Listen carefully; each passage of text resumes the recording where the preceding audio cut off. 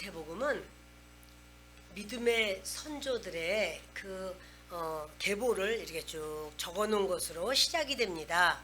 아브라함이 이삭을 낳고, 이삭이 야곱을 낳고, 야곱은 유다와 그 형제들을 낳고 하면서 그 남성 위주의 모습이 보여요. 아브라함도 남성이고, 그리고 아들 중에서 믿음의 아들 이삭을 낳고, 이삭도 아들 중에서 또 야곱을 낳고 이렇게 나오는데, 그런데 이제 16절에 가면 우리 본문 밑에 마태복음 1장 16절이 있습니다. 함께 읽겠습니다. 야곱은 마리아의 남편 요셉을 낳았으니 마리아에게서 그리스도라 칭하는 예수가 나시니라.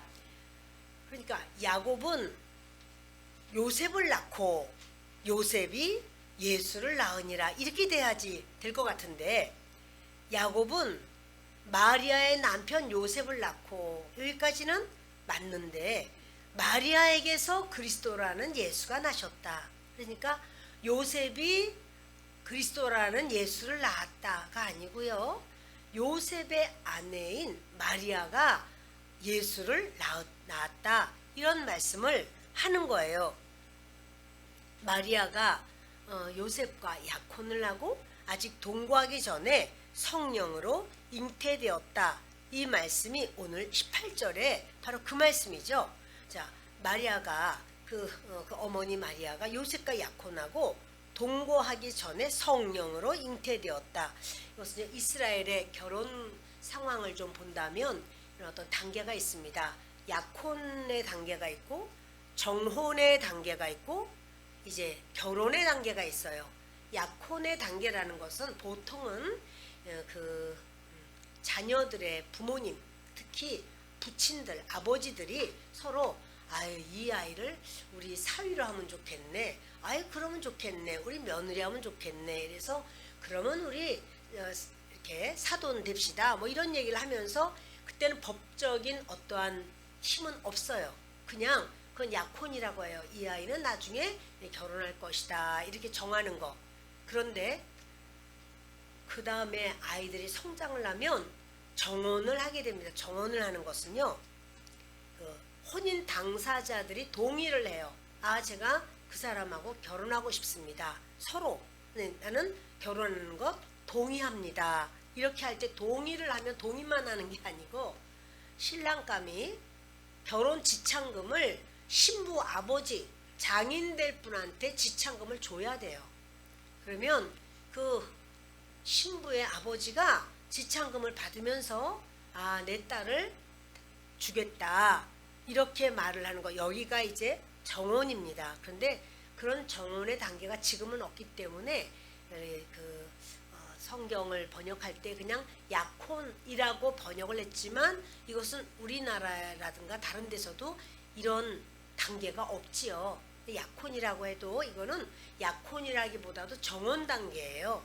그래서 마리아가 요셉과 정혼을 했어요. 다시 말하면 요셉이 결혼 지참금을 마리아의 가정에 드린 거예요. 아버지한테 갖다 드리고, 그래 결혼해라. 그러면 한 1년 정도, 1년 이후가 보통인데, 그때까지 신랑감은 자기들이 살 집을 예비해야 돼요. 살 집을 예비하고, 그런 다음에 그럼 그동안 신부는 신부 수업을 해요. 이제 결혼하면 어떻게 살아야 된다 하는 걸 신부 수업해요. 그리고는 결혼식을 하면 이제 자기의 신혼 살림하는 바로 그 집, 신랑이 예비한 집에서 일주일 동안 잔치를 하면서 결혼 생활로 이제 들어가는 거죠. 그런데 마리아와 요셉은 정혼은 했지만 아직 동거는 안 하고 있어요. 그 상황에서 마리아가 잉태를 했다는 거예요. 이때 마리아의 연령은 보통은 13세에서 아마 17세 정도까지였을 거다. 근데 나이가 15세, 16세? 이 정도의 나이였을 것이다. 그러면 신랑 요셉도 나이가 많지 않아요. 그렇죠? 10대 후반이거나 20대 완전 초반이거나 그런 연령입니다. 근데 그런 상황에서 결혼도 하기 전인데 임신했다라는 말을 들은 거예요. 근데요, 우리 누가복음 1장 27절부터 함께 보십니다. 다윗의 자손 요셉이라 하는 사람과 약혼한 처녀에게 이르니 그 처녀의 이름은 마리아라. 그에게 들어가 이르되 은혜를 받은 자여 평안할지어다. 주께서 너와 함께 하시도다 하니 처녀가 그 말을 듣고 놀라 이런 인사가 어찌함인가 생각하매 천사가 이르되 마리아여 무서워하지 말라. 네가 하나님의 은혜를 입었느니라. 보라, 네가 잉태하여 아들을 낳으리니 그 이름을 예수라 하라. 그가 큰 자가 되고 지극히 높으신 이의 아들이라 일컬어질 것이요 주 하나님께서 그 조상 다윗의 왕위를 그에게 주시리니 영원히 야곱의 집에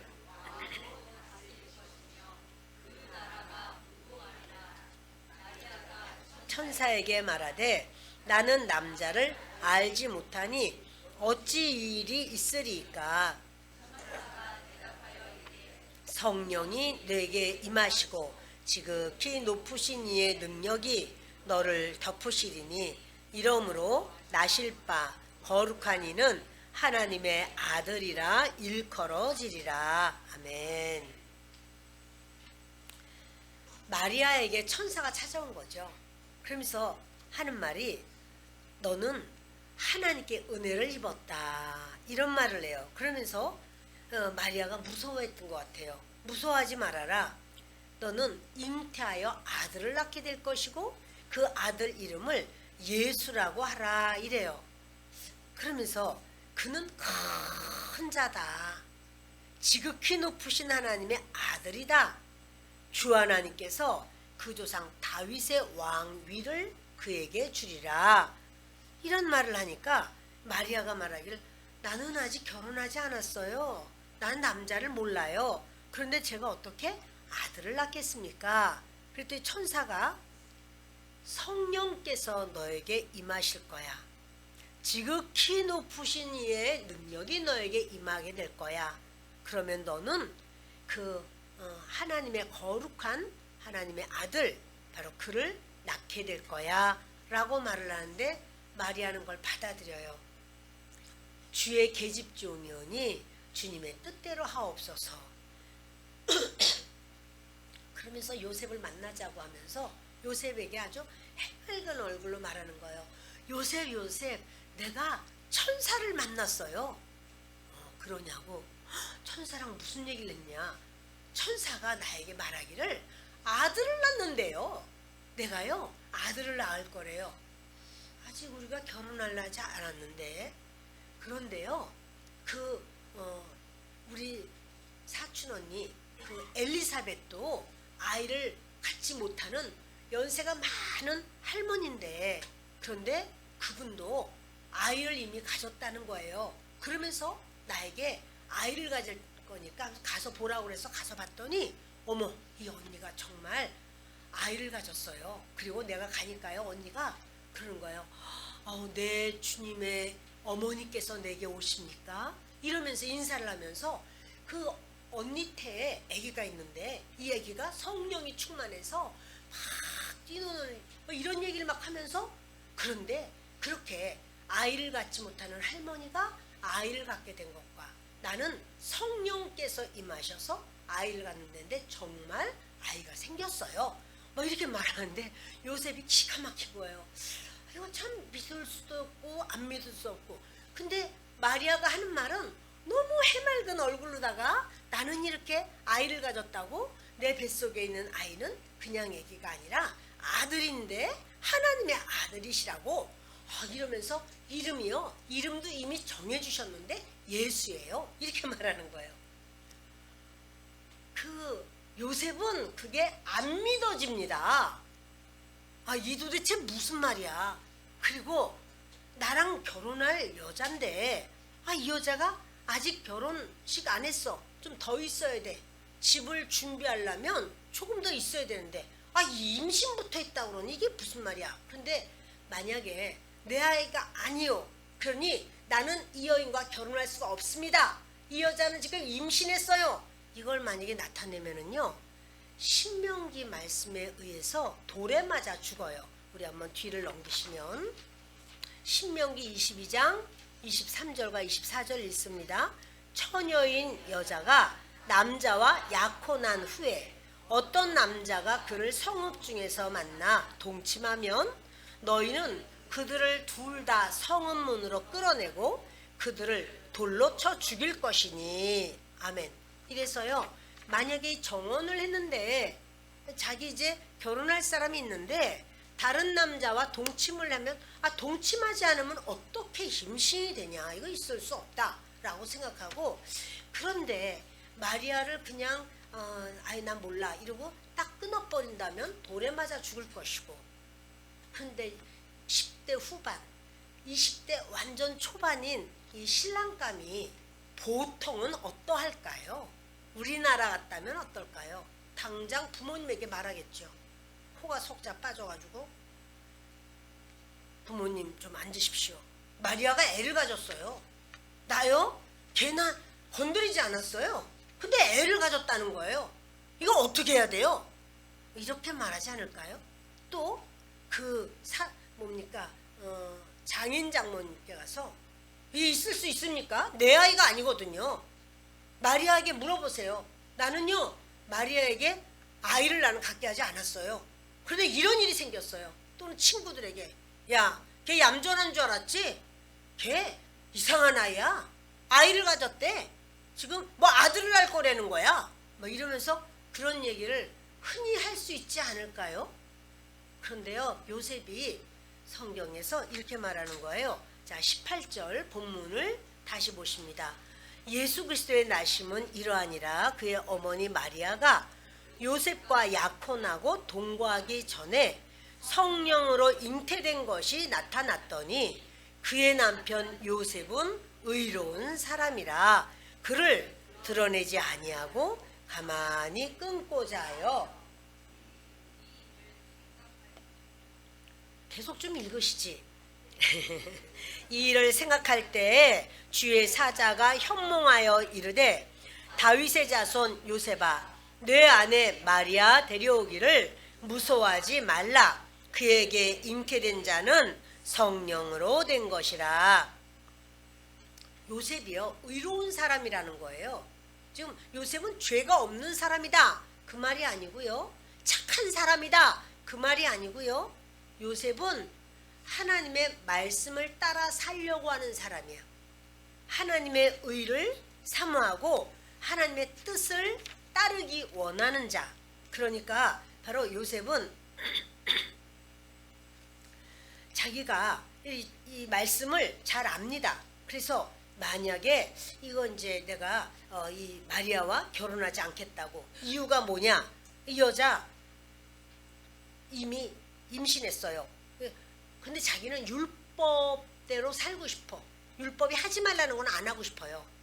그러다 보니 이제 그냥 이 결혼까지 가면 안 되겠다고 생각을 하지만, 그냥 말했다가는 마리아가 큰 사고를 당하게 생겼어요. 죽게 생겼어요. 배려하는 거죠. 어떻게 말을 하면 될까?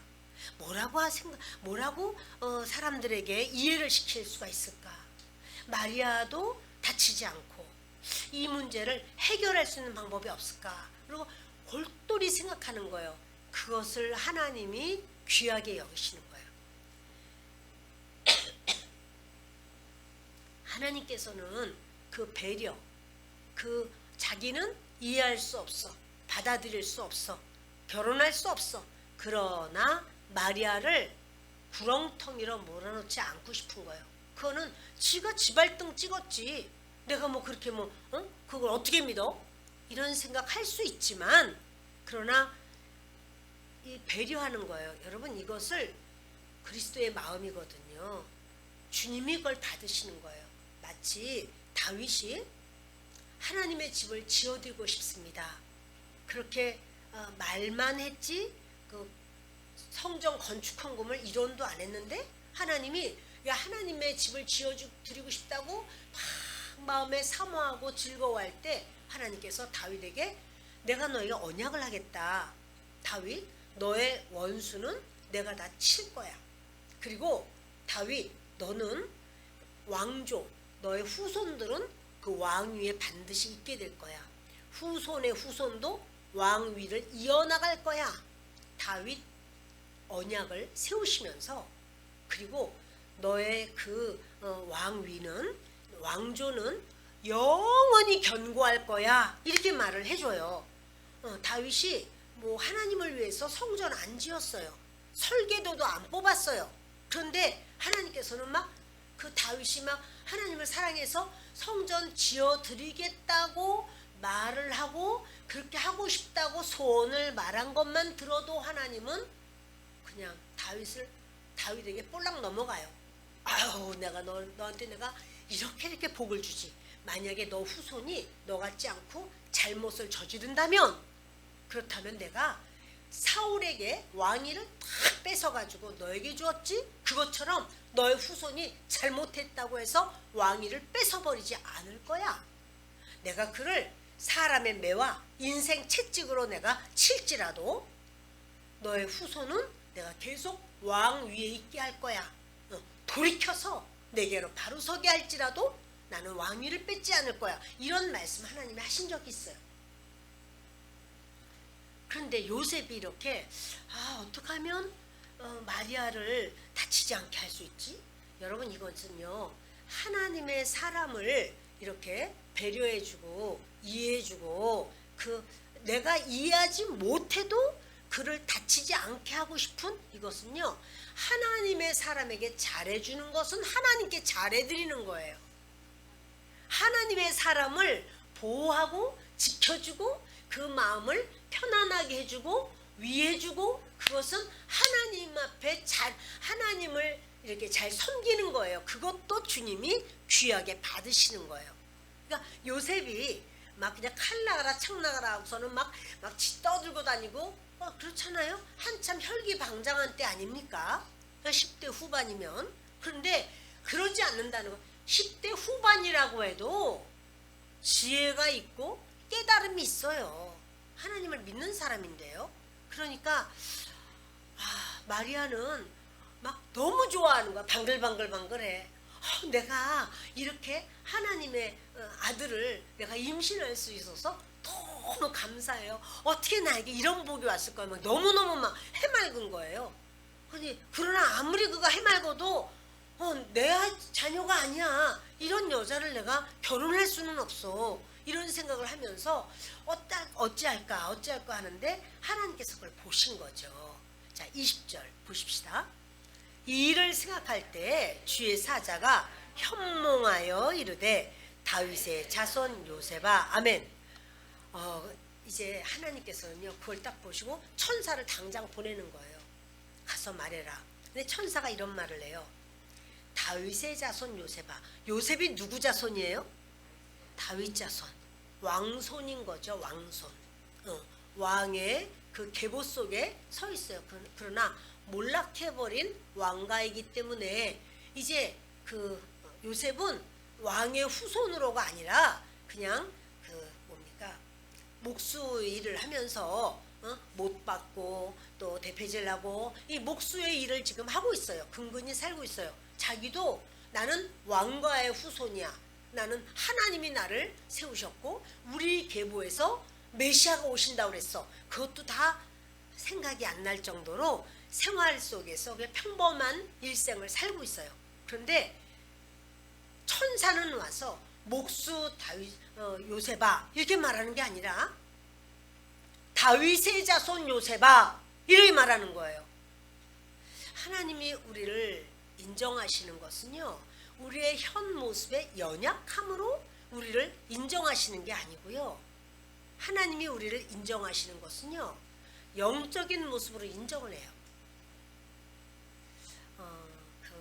우리 집사님이 이렇게 며칠 전에 저랑 통화를 하면서 그런 말씀 하셨어요. 목사님, 제가 천국을 보았어요. 꿈에 천국을 다녀왔어요.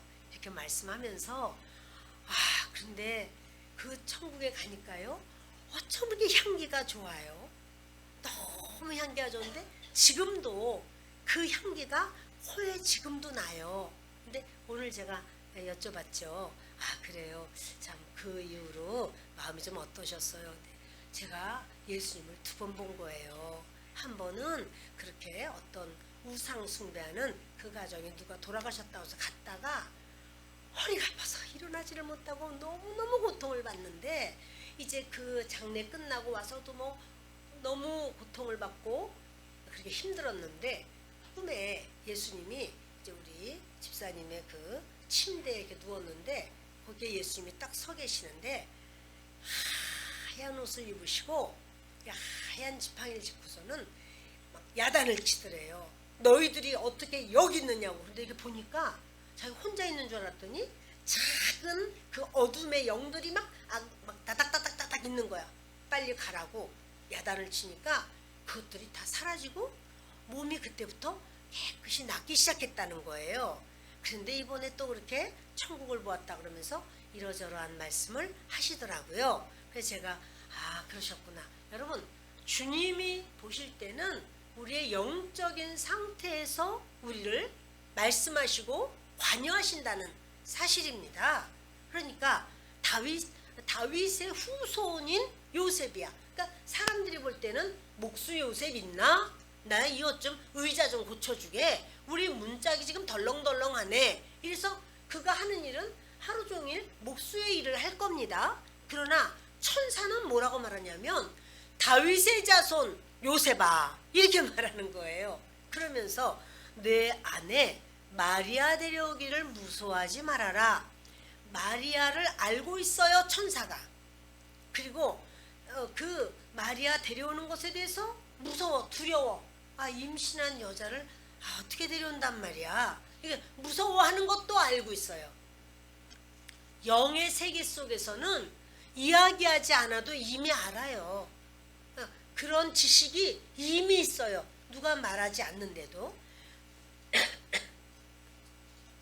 그러면서 그에게 잉태된 자는 사람이 잉태시킨 게 아니라 성령으로 된 것이다.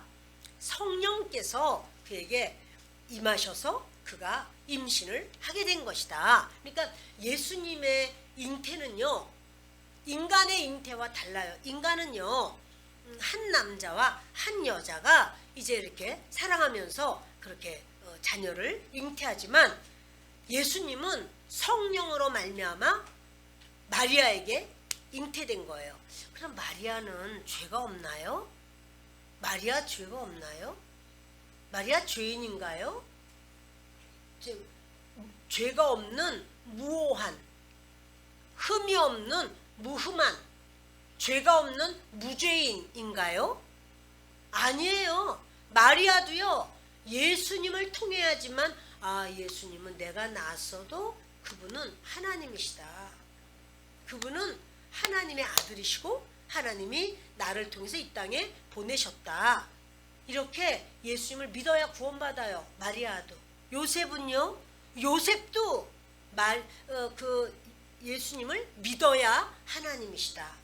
이분은 사람이 아니시다. 사람으로 오셨지만 하나님이시다. 이렇게 믿어야 구원받아요. 그런데 마리아도 죄인이면 요셉을 통해서는 그렇게 아니지만 마리아를 통해서 낳았다면 성령으로 임해서 낳아도 죄인 아닌가? 마리아의 피도 죄인의 피인데 그 피가 예수님에게 가지 않았나? 근데 여러분 의학적으로 과학적으로 보면요 엄마 몸에 있는 피가 아기 태아에게 안 가요. 태아에게 엄마의 피가 한 방울도 안 전염돼요. 한 방울도 못 가요. 이 태에 태총이 있잖아요.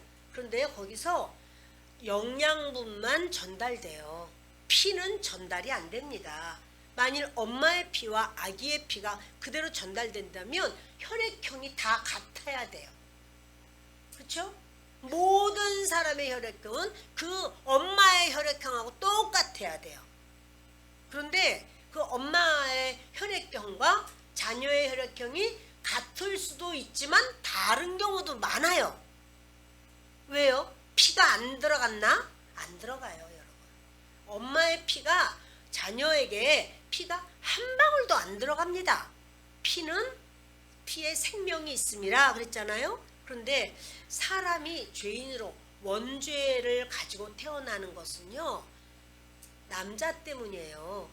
아담의 씨로 우리가 전부 남자의 씨로 태어난 겁니다. 여자는요, 그런 어떤 죄를 전염시킬 그건 아니거든요. 그러니까 남자의 그 씨 안에 이미 죄의 DNA가 있어요. 그런데 예수님은 성령으로 말미암아 태어나셨어요. 그 엄마인 마리아에게서 그런 죄의 피가 간 게 아니고요. 그 마리아는 아버지로부터 이렇게 그 죄의 피를 다 물려받았죠. 원죄가 있지요. 자범죄도 있지요.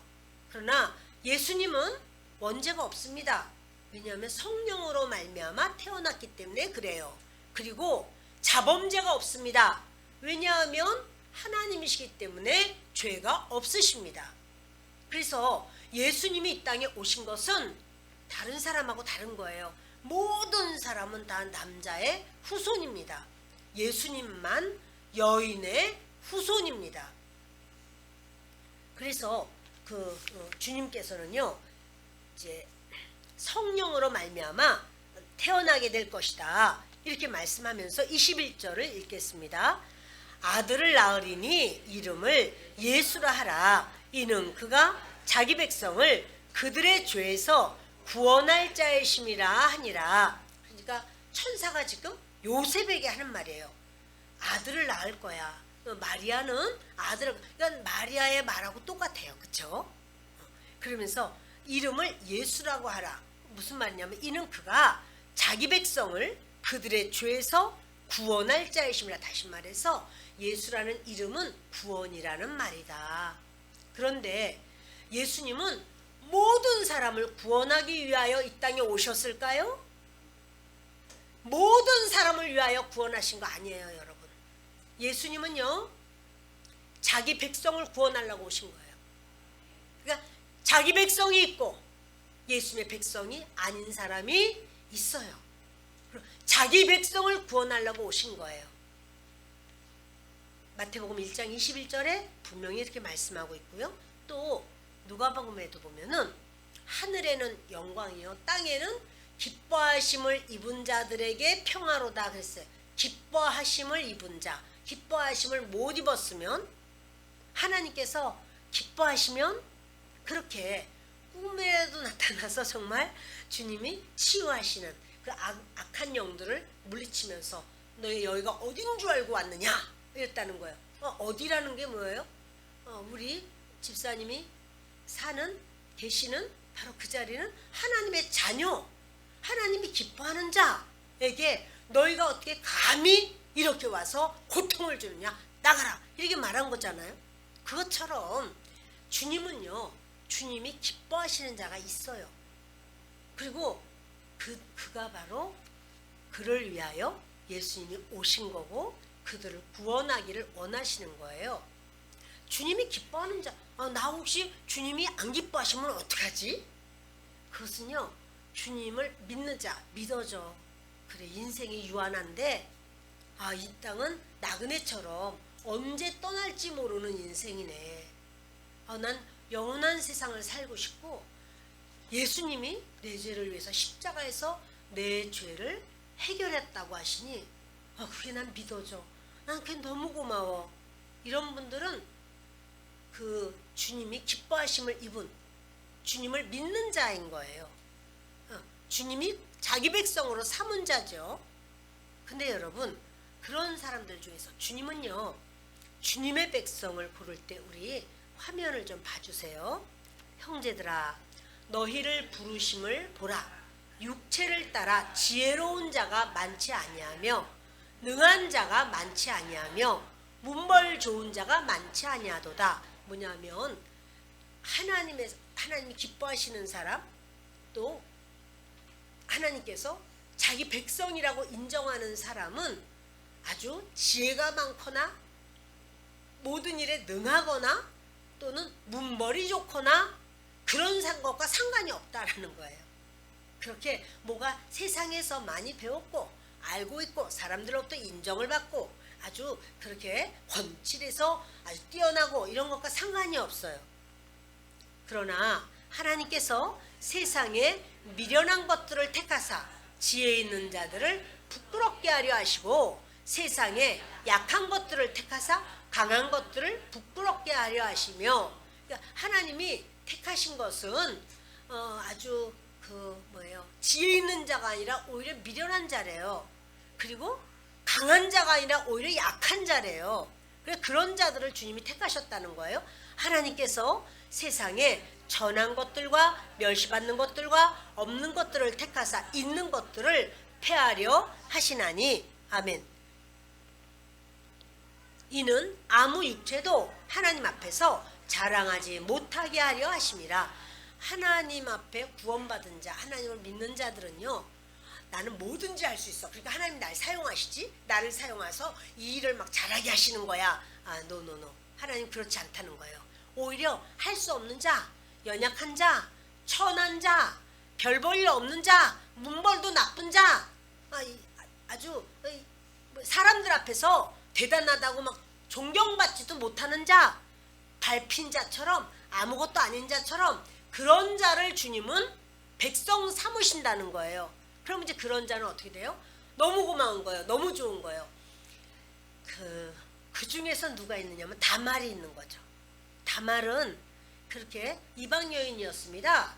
유다가 이제 이방인들과 같이 산 적이 있었어요. 자기 집안에서. 그 시대에는요, 야곱 집안 자체가 교회예요. 근데 그렇게 요셉을 팔아먹고 야곱이 매일 통곡하면서 우는 거예요. 조금 울다 마는 게 아니라 계속 통곡하면서 우는 거예요. 그러니까 형제들이 숨을 쉴 수가 없어. 거기다 자기들이 잘못했잖아요. 자기 그 요셉을 팔아먹었잖아요. 은 20에. 그러니 견딜 수가 없어요. 그래서 막 교회에 있는 게 막 가슴이 찔려서 못 견디겠어. 난 나가야 되겠다. 그런 이방인에게 나가버리죠. 그런데요, 그리 나간 다음에 이제 그 세상에서 대단한 사람이라는 사람을 막 사귀는 거예요. 그러면서 수아의 딸, 얼마나 이쁘지, 미스 코리아야, 미스 이스라엘이야, 그 여자랑. 그런데 이렇게 살다 보니까 아들 셋을 1, 2, 3 낳는데요. 그런데요, 그 큰아들에게 장가를 보냈는데 당연히 하나님을 모르는 이방 여인입니다. 그런데 이 엘이, 그 큰아들 이름이 엘이에요. 엘이 악한 거예요. 하나님 보실 때. 아마도 악했으면 우상 숭배를 하지 않았을까 그런 생각이 들어요. 하나님께서 그를 죽이셨습니다. 그것을 다말이 보았어요. 둘째, 이제 그때는 형사 취수제가 있어요. 형이 죽으면 그 형수를 그 동생이 아들을 낳아줘야 돼요. 근데 그거는 계속 데리고 사는 게 아니고요. 아들을 낳아주면 그것이 형의 몫이 돼. 그러면 이 아이가 재산 분할할 때 장손이기 때문에 2를 가져요.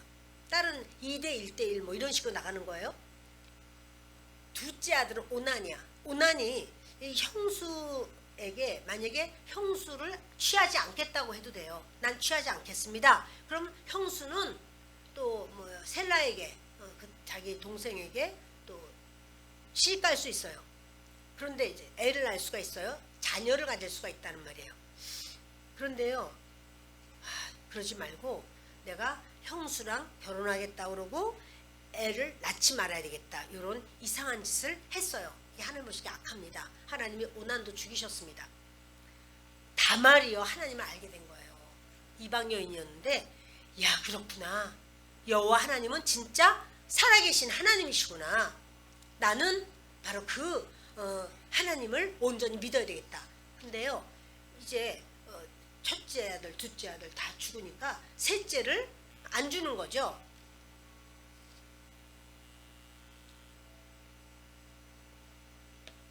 셋째를 주지 않을 때 보니까 이렇게 말하는 거예요. 야곱이, 너 말이야, 야곱의 유다가, 너 다말아, 너는 너희 집에 가 있어. 그래서 얘가 좀 크면 결혼시켜 줄 테니 가 있어. 근데 애가 커도 결혼 안 시켜줘요. 그래 결국은 이제 시아버지 앞에 이렇게 꾸며가지고 창녀처럼 해가지고 이제 애를 갖게 되잖아요. 도대체 왜 이런 거야 그 여자? 다말 이상한 여자네. 근데 이 여자는요 하나님 알았어요. 자기가 만약에 친정에서 계속 있는다면은 우상 숭배해야 돼요.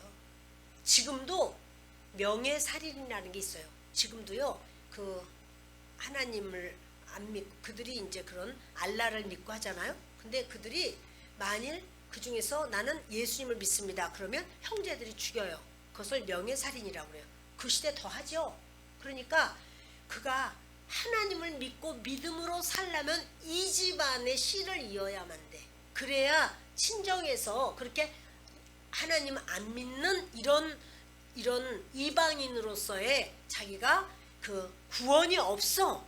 그거를 다말이 알게 된 거예요. 왜 다말이 죽기 살기로 자기는 하나님을 믿기로 작정을 하고 그런 바람에 결국은 유다가 그러죠. 그는 나보다 옳도다. 이런 말을 하고 그 다말이 이제 베레스와 세라를 낳고 하는 그런 사건이 생기는 겁니다. 이게 뭡니까? 얼마나 천해요. 사람들이 볼 때 다말이 얼마나 기막혀요. 그러나 다말은요 주님의 백성이 되기 위해서는 다 괜찮아. 그래도 괜찮아. 나는 주님의 백성이 될 거야. 룻이 모든 걸 다 내려놓고라도 나는 하나님을 믿을 거야. 이렇게 나오잖아요. 그것이요 여러분 하나님 앞에서는 그렇게 유대인이면서도 하나님을 잘 모르는 사람이 많고 하나님을 알지 못해서 어려움 당하는 자들이 있단 말이에요. 하나님이 위대하게 여기시고 아름답게 여기시고 인정하는 사람은 세상에서의 법도를 볼 때 아름다운 사람이 아니에요. 하나님은 하나님께서 인정하시는 그 사람은 하나님 우선주의로 사는 사람, 하나님 중심주의로 사는 사람입니다. 22절을 함께 읽겠습니다. 이 모든 일이 된 것은 주께서 선지자로 하신 말씀을 이루려 하심이니 이르시되 보라 처녀가 잉태하여 아들을 낳을 것이요 그의 이름은 임마누엘이라 하리라 하셨으니 이를 번역한즉 하나님이 우리와 함께 계시다 함이라. 아멘. 이 마리아가 이렇게 처녀로 임신한 일은 이거 성경에 있지 않느냐. 이거 이사야 7장 14절에 있는 말씀인데요. 똑같이 나와 있어요. 보라 처녀가 잉태하여 아들을 낳을 것이요 그의 이름은 임마누엘이라 하리라. 이것이 이사야 7장 14절의 말씀입니다.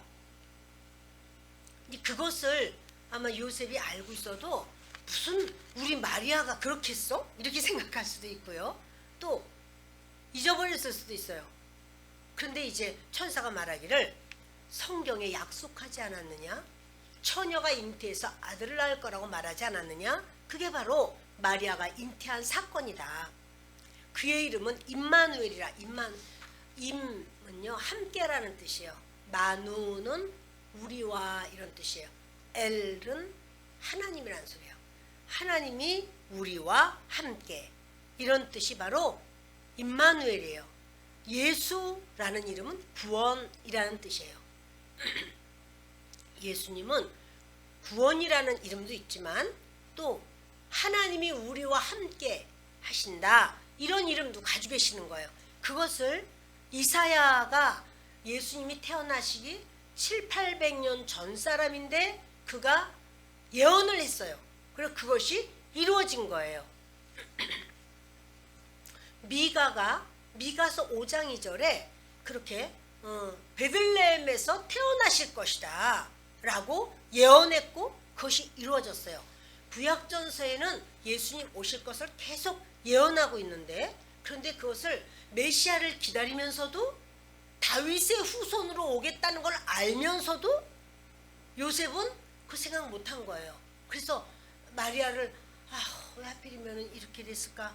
아, 이걸 어떻게 끊어야 되나 막 이렇게 근심하고 염려하고 했지만 천사가 와서 아니야, 너 그것은 하나님이 예정하신 일이야 라고 말씀을 하시는 것을 보게 되는 겁니다. 하나님께서 사랑스럽게 여기시는 사람은요, 자기를 비우는 사람이에요. 자기 마음을 비워서 겸손하게 하는 자를 하나님은 사랑하셔요. 내게 유익되는 것을 다 취하려고 하면 하나님의 뜻을 따를 수가 없어요. 그런데 지금 요셉도 마찬가지로 지금 어떻든 요셉과 마리아가 그러면서 자기 혼자만 꿍하니 알면서 그냥 나는 지금 하나님의 아들을 내가 임신했어 이런 게 아니라 마리아는 항상 그거를 간증해요. 예수는 요셉의 아들 아니에요. 하나님이 내게 주신 아들이에요. 이런 얘기를 막 한단 말이야. 사람들이 보면 꺼려. 아유, 요셉의 아들 아니라는데 이렇게 꺼려요. 근데 요셉도 또 그래요. 맞아요. 내가 낳았지만 우리가 지금 키우지만 성령께서 임재하셨어요. 그래서 사람들이 볼 때는 얼마나 이상해요. 아이고, 무슨 그런 이상한 소리가 있어? 이럴지 모르나 그것은 진리고 진실입니다. 조금 더 보겠습니다. 24절 요셉이 잠에서 깨어 일어나 주의 사자의 분부대로 행하여 그의 아내를 데려왔으나 아들을 낳기까지 동침하지 아니하더니 나음의 이름을 예수라 하니라. 아멘. 주님은요 이렇게 이제 요셉도 그 말을 듣고는 깜짝 놀라서 진짜다 진짜야 이러고 이제 그 마리아를 데리고 왔다는 말은 결혼을 했다는 소리예요. 마리아의 보호자가 되고 울타리가 되어주는 거예요. 마리아가 예수님을 낳아도 울타리가 필요해요. 요셉이 바로 그 울타리가 되어주는 거고 하나님은 그 요셉을 인정하셨어요. 그는 의롭다. 내 말씀을 따라 살려고 했는데 율법에 매여 있었지만 율법을 제대로 알게 됐을 때 오신다는 메시아를 인정했을 때 그는 마음을 열어서 그 메시아를 받아들였고 받아들인 그 과정에서 예수님은 성장을 하게 되고 주의 사역을 감당하게 된 걸 보게 됩니다. 여러분, 주님은요 이 땅에 오실 때 마구간이 사실은 아니라고 그래요. 거기에 말들이 이렇게 많다고 없다고 그래요. 우리간, 양이나 양우리 또는 소외양간 이렇다고 그래요. 그런데 그곳에 얼마나 냄새가 나고 얼마나 불결하게 보입니까? 거기 오신 거예요. 우리가 저 사람을 볼 때 저 사람은 소리도 잘 지르고 혈기도 많고 분노도 잘하고 아이고 저 사람한테 예수님이 오시겠어? 여러분 오실까요? 안 오실까요? 오실 수 있다니까요. 그 사람 입만 열면 욕을 내. 근데 뭐 오시겠어? 우리 간에 가면은 그런 짐승 똥만 가득하지. 냄새 얼마나 오만 가지가 많겠어요? 거기 예수님이 오셨단 말이에요. 좋은 집에 오신 게 아니라. 근데 거기에 오셨어도 무슨 일이 있어요? 동방박사들이 이렇게 예물을 드릴 때 황금, 유향, 모량 그 유향 냄새가요 이 기막힌 냄새를 다 삼키고도 남어. 얼마나 향기로운지. 예수님이 계시는 곳에는 향기가 난단 말이에요. 모략은요, 모략은 또 치료제예요. 치료제예요. 그러니 예수님이 계시는 곳에는 언제나 치료의 역사가 있어요. 헤롯은 2살 이하의 아이는 다 잡아 죽여라 이렇게 말해요. 왜냐하면 이제 그 동방박사들이 헤롯 왕궁에 갔을 때 물어보는 거야. 언제 도대체 별이 나타났냐고. 별 나타난 때가 도대체 언제요? 그랬더니 그게 언제냐면 우리가 몇 달 됐는데 뭐 아니면 1년도 넘었을 수도 있죠. 그래서 처음에는 메시아의 별이 작게 작게 보이더니 그것이 점점 크더니 점점 내려오더니 우리가 볼 수 있도록 그러면서 그 별이 돌더니 뭐 아무튼 이런 얘기를 막 그렇게 하는데 그래서 그게 얼마나 됐단 말이냐고 했더니 그게 1년도 넘었죠. 그래서 처음에는 웬일인가 했는데 이제 드디어 메시아의 별인 걸 알고 우리가 다 정리를 하고 하나님께 기도하면서 메시아의 별이라면 우리를 인도해 주십시오. 우리가 따라가기를 원합니다. 이렇게 해서 우리가 다 정리를 하고 뭘 하고 해서 우리가 떠났는데 거기가 한 1600km 정도 된다고 그래요. 그러니까 직경으로 말하면은. 근데 여러분 거기를 그 멀고 먼 길을 오고 또 오면서 이렇고 저렇고 하니까는 그 계산을 딱 할 때 그렇다면 2살 이하의 아이는 다 죽여라 이렇게 된 거잖아요. 여러분 그러나 동방박사들 정말 그들이요 사람들이 보면 얼마나 답답해요. 아니 그래 자기 생활하던 걸 다 팽개치고 그 좋은 논밭 팔아가지고는 그것 가지고 예수님께 메시아를 무슨 섬긴다고 예물을 산다면서 그걸 몽땅 예물을 사가지고 갖다 드리고 왔다는 거야. 거기다가 아니 가서 절을 해도 마리아한테 절해요? 예수한테 절해요? 아기 예수. 그래 여러분 성모 마리아니까 마리아한테 절하는 거 아니에요. 그는 예수님을 낳는데 정말 귀한 여인이죠. 정말 하나님께 사랑받은 여인이에요. 그러나 그도 우리와 똑같은 성정을 가진 사람이에요. 예수님이 귀한 거예요. 그 예수님께 그들이 그렇게 했을 때 사람들은 비웃을 수도 있어요. 무슨 저렇게 해? 이렇게 우리가 주님의 일을 한다고 할 때 우리가 뭔가 하나님 앞에 이렇게 헌신한다고 할 때 비웃을 수도 있어요. 그러나 우리는 나는 그것을 종교적으로 이제까지 했으니까 해야 돼. 아니 그거 아니에요. 주님을 사랑하기 때문에 주님 앞에 내가 할 수 있는 이 부분을 주님 앞에 올립니다. 이것이 주님께서 받으시고 원하시는 모습인 줄 믿습니다. 말씀을 마칩니다. 예수님이 우리 죄를 해결하셨습니다. 해결하신 증거가 있나요? 예, 있어요. 그게 뭔가요? 그것은요, 예수님은 죄 없이 이 땅에 오셔서 우리 죄를 위해서 십자가에서 못 박히시고 우리 죄를 없애셨죠. 그런데 죄 문제 해결하셨다는 증거는 뭐냐면 성령이 오신 거예요. 그러니까 인간이 죄를 지었을 때 성령이 떠나가셨습니다. 그런데 죄 문제가 해결된 다음에 그 성령이 오신 거예요. 성령 세례를 받게 하시고 성령 충만을 받게 하시고 성령님이 우리와 언제나 함께 하시고 그것이 죄 사함을 얻은 증거예요. 받은 자만 알아요. 받은 자는 성령님이 그렇게 하셨구나 이걸 알아요. 모두가 그렇게 되기를 바랍니다.